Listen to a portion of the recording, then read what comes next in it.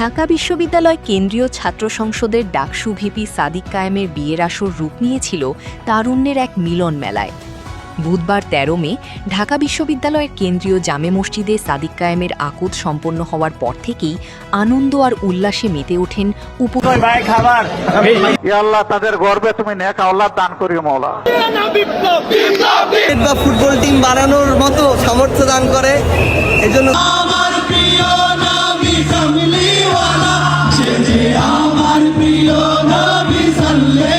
ইসলাম, মুখ্য সংগঠক সার্জিস আলম, অন্যতম শীর্ষ নেতা হাসনাত আবদুল্লাহ এবং নাসির উদ্দিন পাটওয়ারিকে। এই সময় এনসিপি নেতা নাসির উদ্দিন পাটওয়ারি নিজের মোবাইলে সেলফি মুডে ভিডিও ধারণ করেন এবং স্লোগান দেন কোরবানি মোবারক। তারপর ভিডিওটি নিজের ফেসবুক পেজে শেয়ার করেন এই নেতা। সাদিক কায়েমের এই বিয়ে ঘিরে এনসিপি নেতাদের সঙ্গে এই হৃদ্যতাপূর্ণ আনন্দ মুহূর্তেই সামাজিক যোগাযোগ মাধ্যমে ভাইরাল হয়ে পড়ে। জানা গেছে, সাদিক কায়েমের জীবনসঙ্গিনী আনিকা ফারদিন ফরাইজি পেশায় একজন চিকিৎসক।